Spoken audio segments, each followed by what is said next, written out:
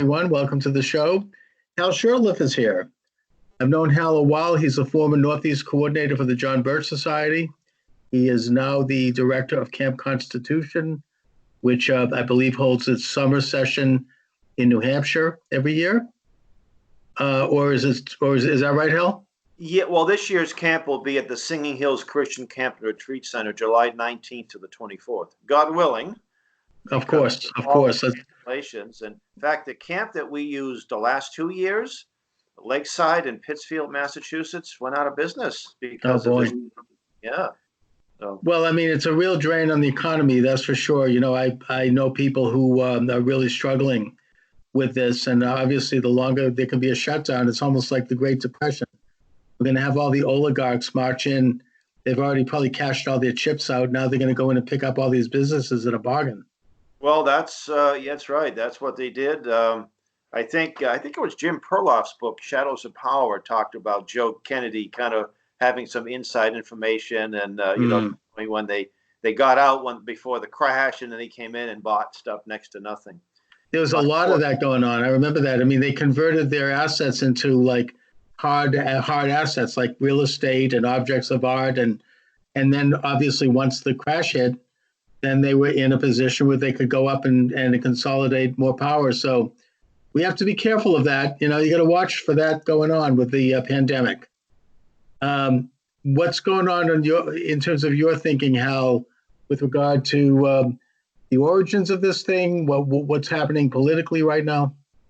Well, there's so much information overload. You hear different things, but even in the mainstream media, I'm hearing that this coronavirus was something that was artificially created by the Chinese and accidentally got out.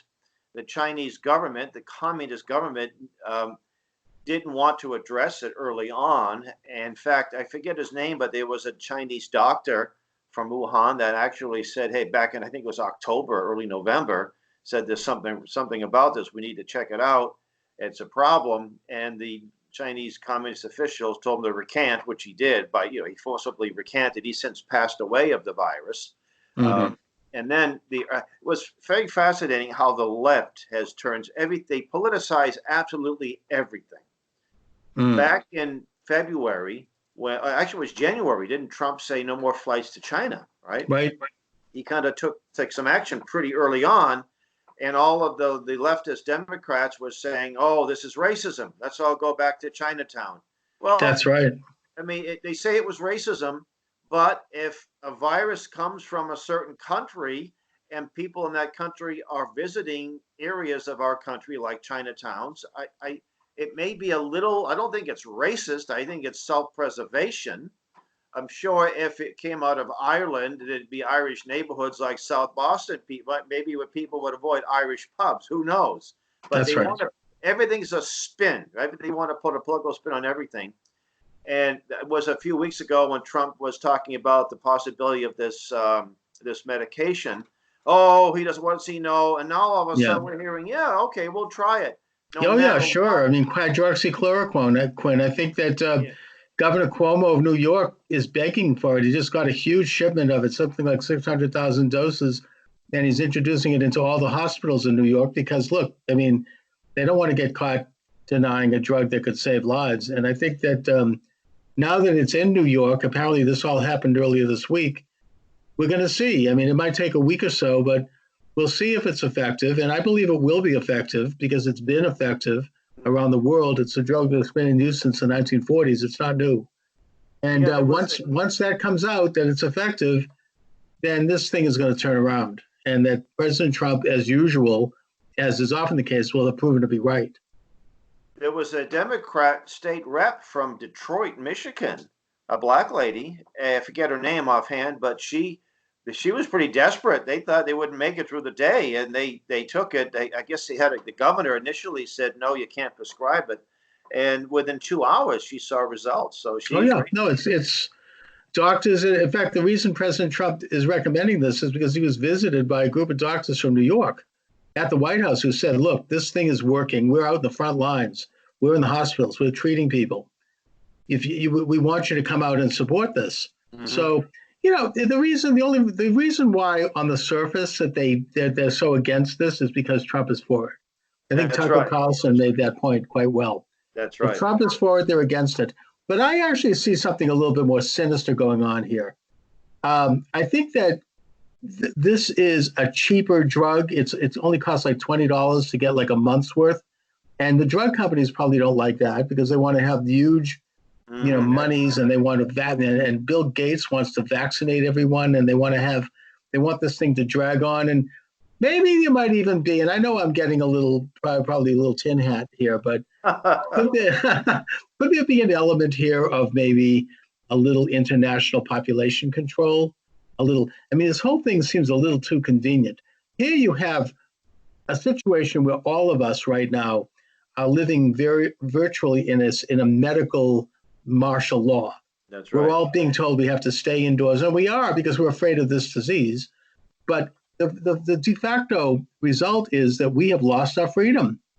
We have lost our ability to go outside. We're totally locked in, and the only information we get is from the media, from the newspapers and the internet, which they want to regulate. And we're told how often we can get food. I mean, it's sort of like, what could be more communistic? What could be more controlling than the government? I mean, at this point, fining people because they're walking around on a beach. That's right. It's putting aside the fact that yes, we have a medical emergency, and nobody should catch it, and I agree with that.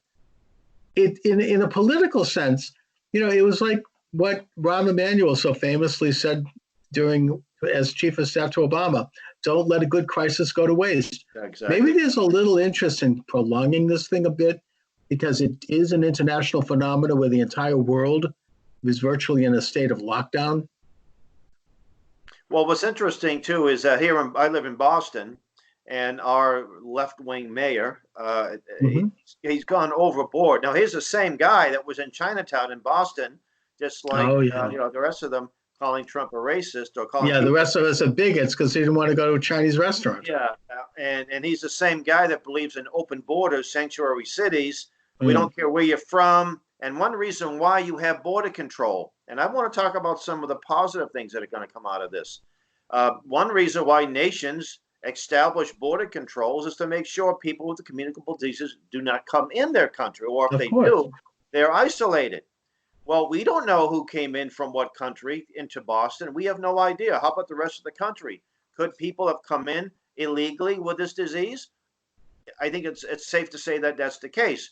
So here's a guy, and here's also somebody who, and I know this isn't politically correct, but they promote a lifestyle, sexual practices that destroy the immune system. They don't want to talk about that. See, so Hal, you're touching on something that it's not politically correct, and I'm speaking here strictly anecdotally, but I have noticed that there are several people who are prominent figures who have come down with this virus, and they make reference to the husbands. So, it makes you. I mean, look, this isn't an issue of being against gay people. It has to do more with the fact that particular lifestyle may compromise someone's immune system.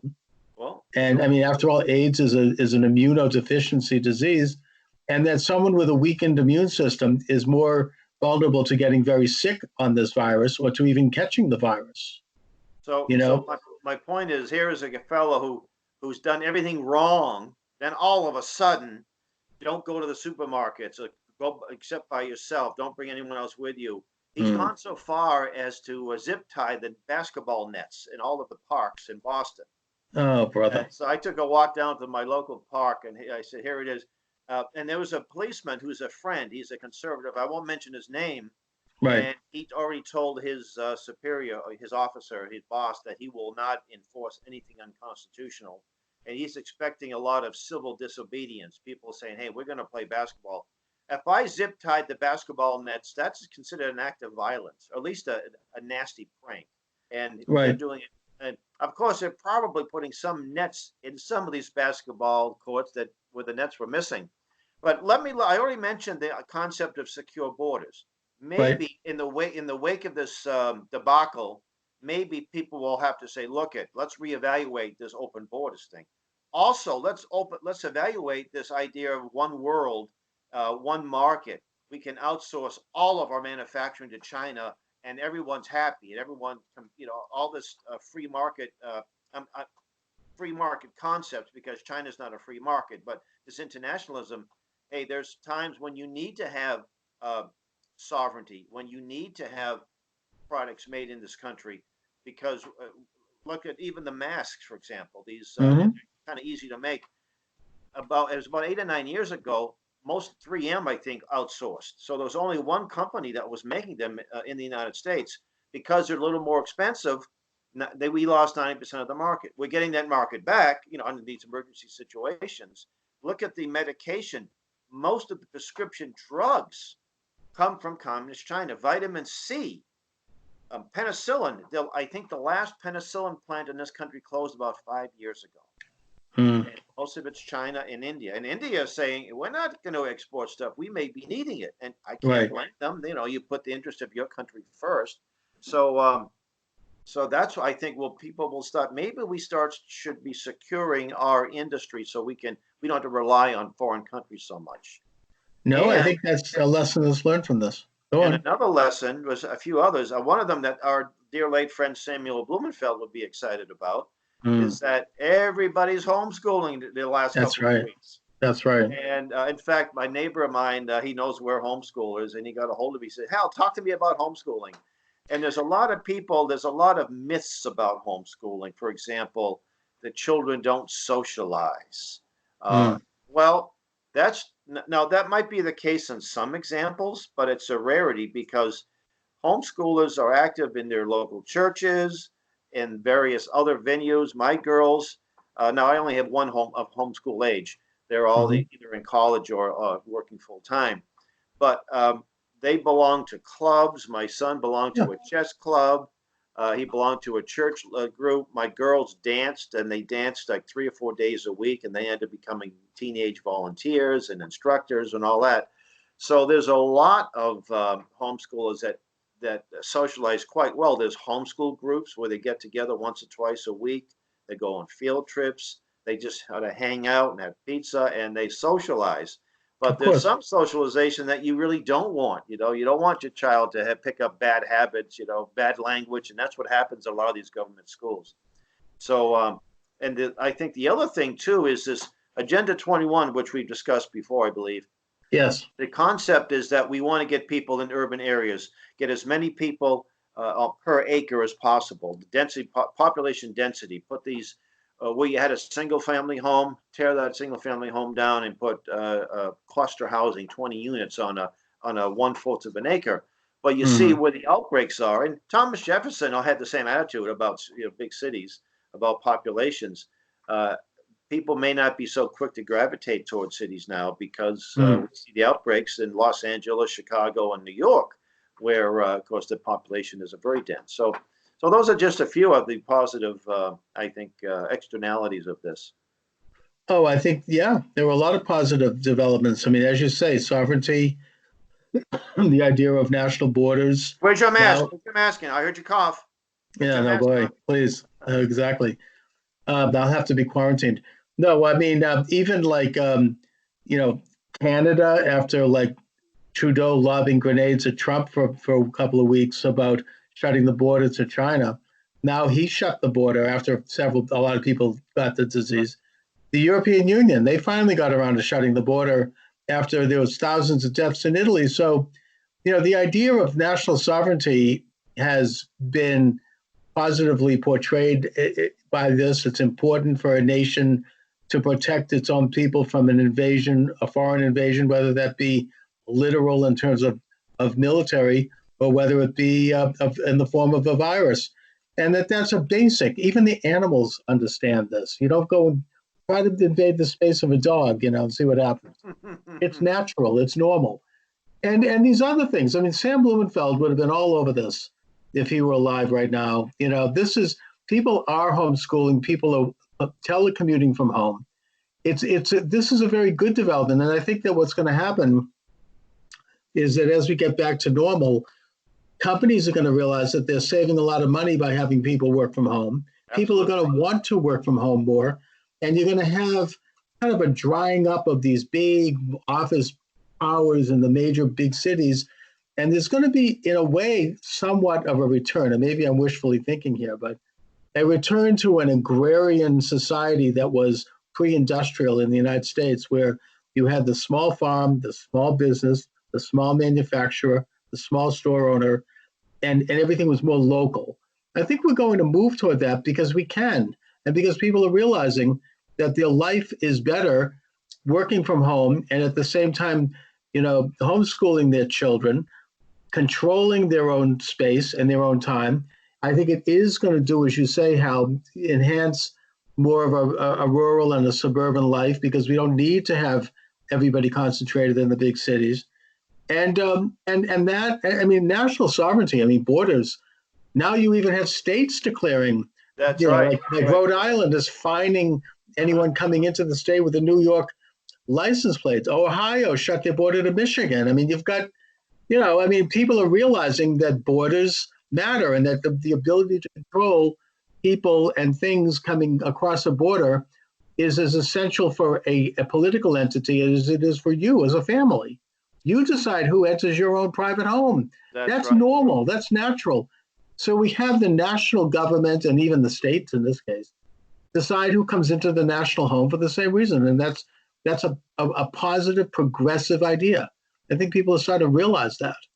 Well, for those who might be watching this who aren't familiar with Sam Blumenfeld, Sam was a dear friend of both of us. Yes. He was a pioneer in the modern homeschool movement. He died in 2015. And I inherited most of his papers and books, and I gave some to you, of course, that you and your daughter, hopefully you're enjoying them. Yeah. But we archived a lot of his work on our website. It's the Blumenfeld Archive. So if you go to campconstitution.net, you'll see a little drop down, and all we ask is for is an email address and a username. And we have his Alpha Phonics, how to teach reading through Alpha, and it's a very simple workbook. We have it available as a free PDF, donation accepted, or just use the online version, all 128 lessons. We have lessons in cursive, which has become a lost art, lessons in arithmetic, and we have probably about 2 or 3 weeks worth of his audios and videos of his speeches he made. Oh, incredible. And great man. I mean, certainly, my daughter had the benefit of Alpha Phonics before going to school. And, the broadcasts that I did with Sam are unbelievable. I mean, the man was a national treasure. I mean, it was amazing the contribution that he's made. He's unsung, of course, because he was not politically correct, but the influence that he's had, I think, on this culture and on this society, just by the homeschooling movement alone. And he was, as you say, one of the pioneers internationally, not just in the United States. Right. He went to China, he went to Australia. He introduced homeschooling and to the world. And to my way of thinking, that's that's invaluable. What that's meant, because homeschoolers are now becoming the top leading people in this country, and that even includes people on the left. I mean, everybody wants their kids to be properly educated. They don't want their kids in these rotten public, factories any more than anyone else. So, it crosses lines. I mean, you can have homeschooling to reflect whatever your values are. That's right. It's parental sovereignty. Well, Sam used to mention that he mentioned this way back in the early 80s. He said that the public school is a sick, obsolete dinosaur. Now, think of that. If you're an environmentalist, and I believe in stewardship. I'm not one of these Agenda 21 supporters, Green New Deal, but to put young children, wake them up early in the morning, put them on a yellow school bus that burns diesel, right? And drive them across town into a large building that's very unsustainable, so they can be conditioned to accept whatever the teacher, whatever the status quo is. That's not the best way to do things. No. And so just in the wake of this debacle, as we mentioned, maybe parents, moderates, conservatives, liberals will say, something, maybe this homeschooling. And it's become more mainstream in the last maybe the last 10 years. Where, that's right.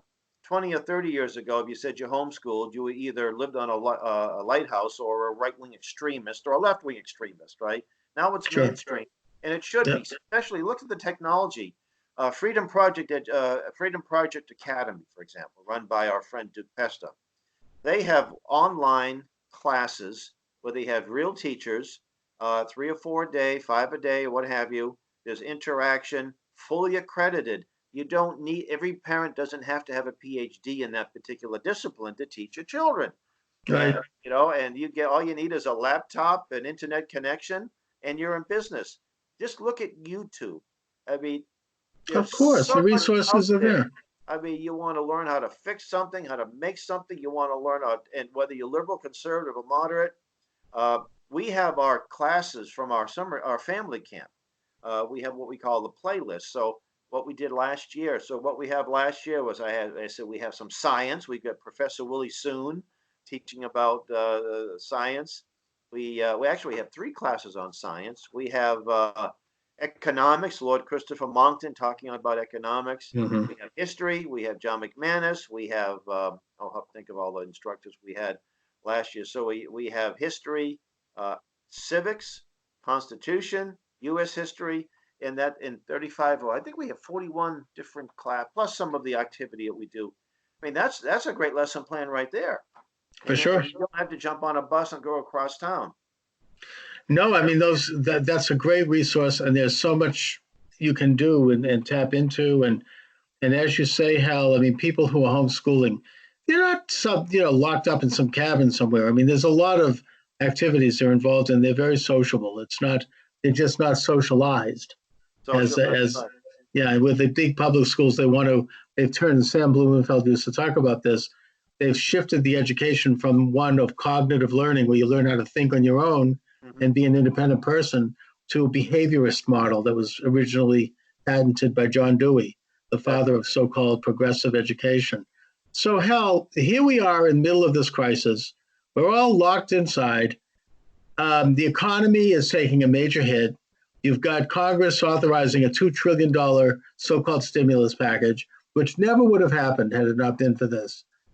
What do you see happening in terms of getting things back to status quo ante? well. I think I tend to be optimistic. I think it will recover. Some people Yeah, won't. They'll be out of business. Even my wife has a daycare business. It's been shut down.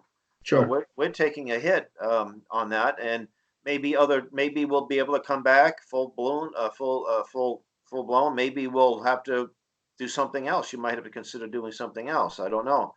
Um, but it's up, upward and onward is our attitude. It wasn't something that was the market. It wasn't something like a dislocation in the market. It was this virus that caused it. So everything was going pretty well up until then.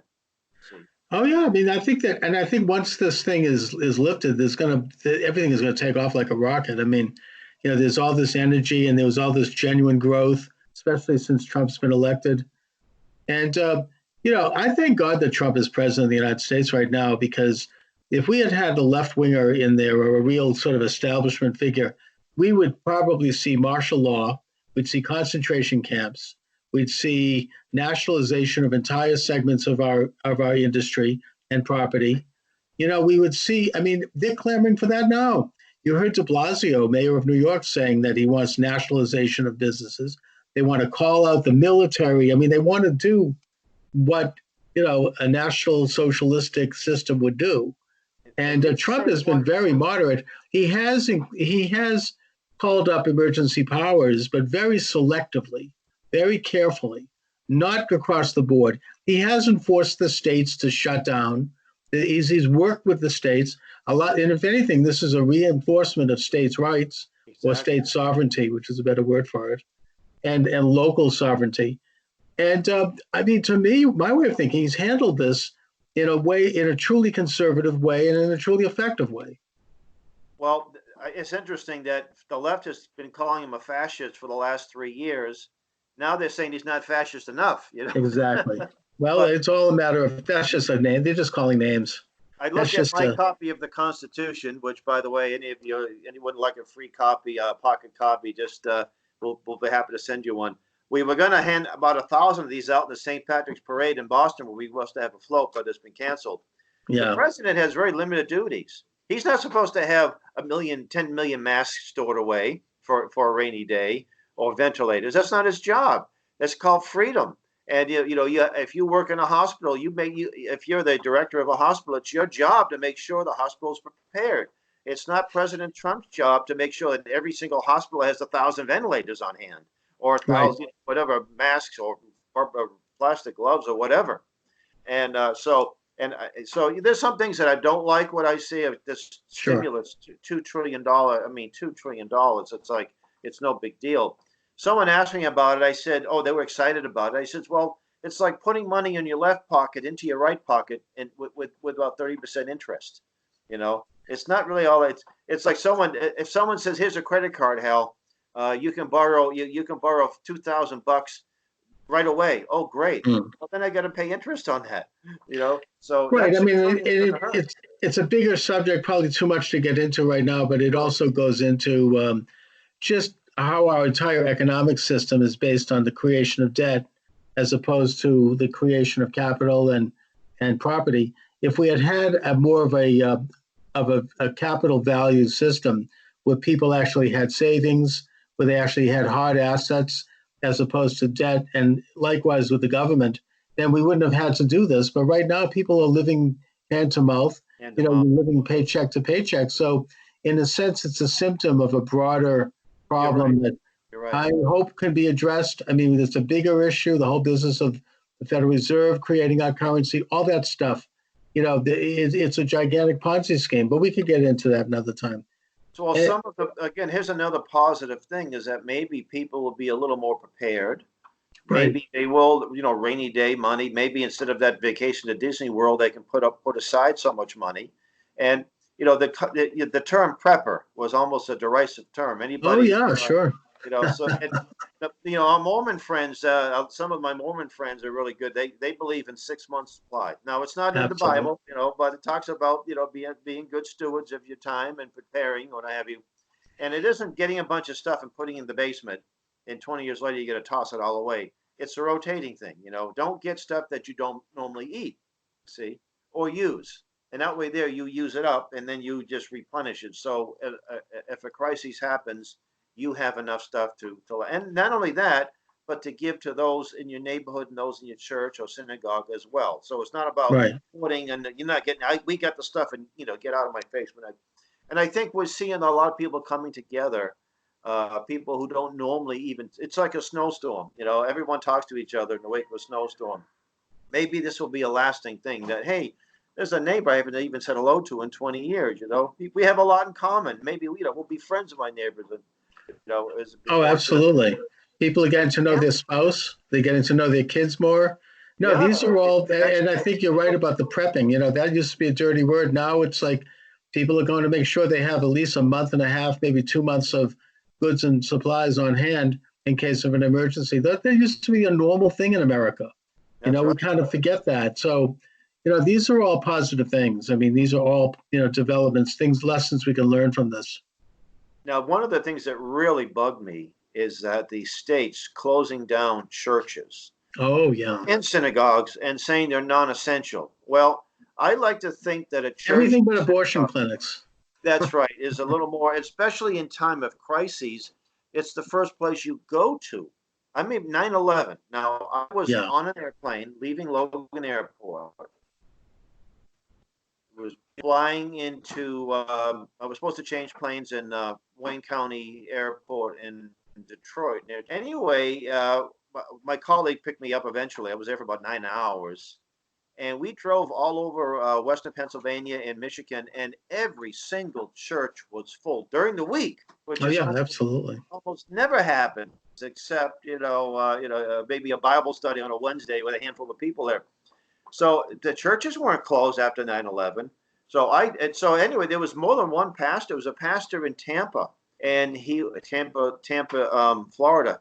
He was arrested in his home for holding a service. And what he did was Oh, my they God. bought they bought a what do you call it? A purifier, $100,000 device. So Mhm. probably a church that was well heeled financially. They took all the recommended precautions, the social distancing. They passed out hand sanitizers, and nobody was forced to go.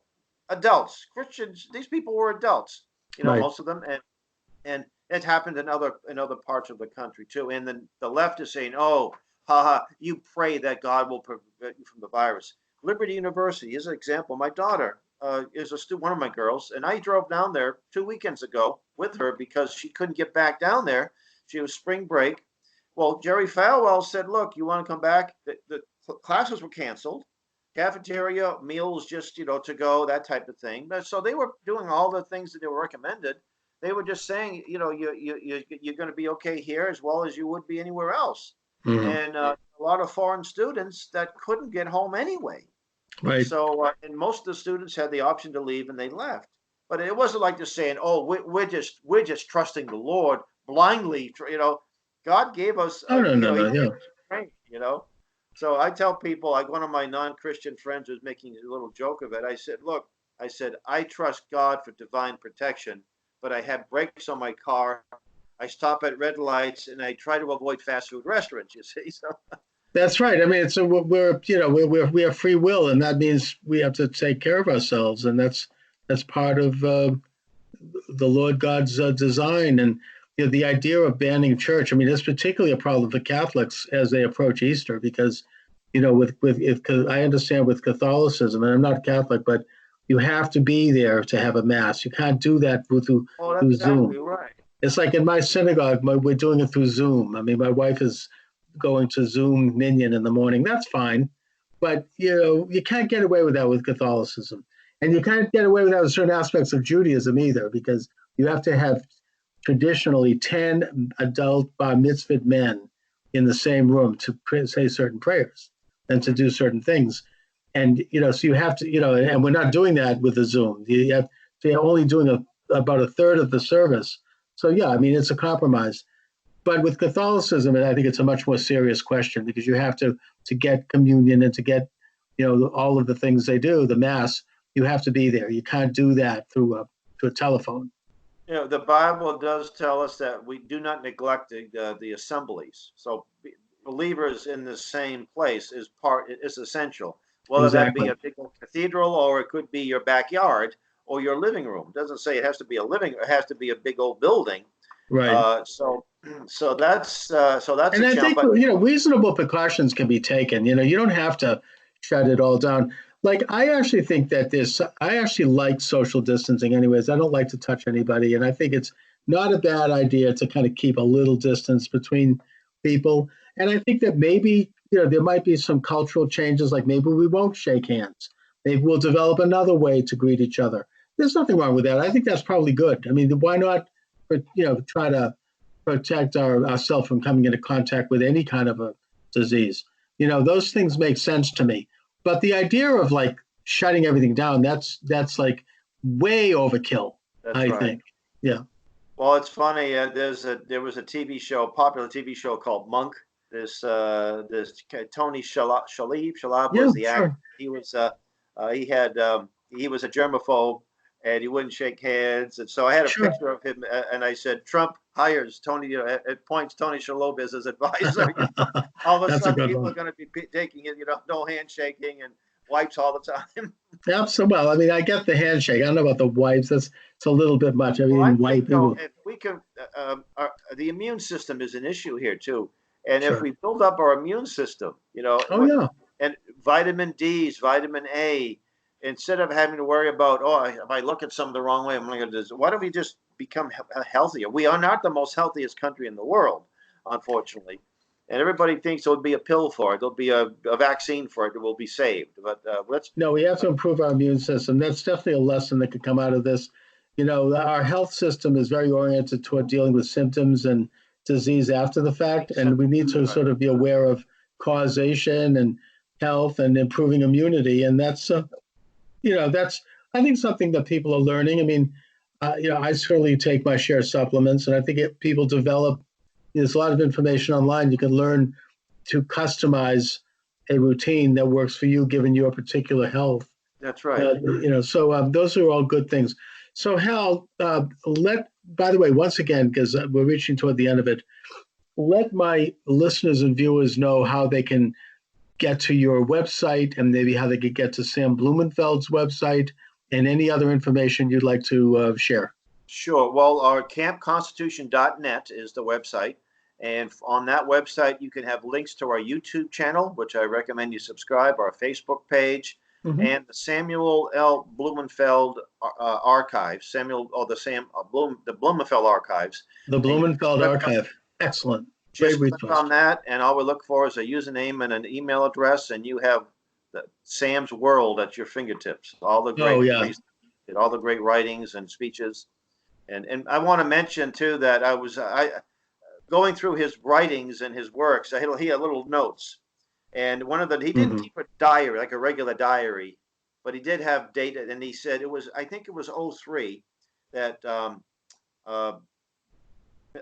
Dorothy Rushdoony, which is the widow of Rousas Rushdoony, yes. And he said she had passed away, and he said all the giants in my life have passed. He said Neil McCafferty, who started the Conservative Book Club, Robert Welch, and then he said my best friend right now is Charles Moscowitz. That's okay. Yeah. So I've had to change my name for a lot of reasons. It's an interesting subject. So, but anyway, so and our summer camp, our family camp, I should say, our annual family camp, which happens to be held in summertime, is from July 19th to the 24th. And we have a great lineup. We're going to have Alex Newman there for the week. Oh, I just had him on the show. Great guy. Great guy. Professor Willie Soon, Lord Christopher Monckton, John McManus, and this young black conservative, C.J. Pearson. If you're familiar with him or not. No. Yeah, he's a high school student. I think he's graduating this year. Really interesting guy. So he's going to be there in person. And so it's what looking into. The rates are very reasonable. And again, that's campconstitution.net. Well, I hope to book them all on my YouTube channel. Excellent. And that's great. All right, Hal Shurtleff, listen, I want to thank you for joining me today. And take care, be safe and all that. All right, thank you. And I'll talk to you soon. All right, very good. All right.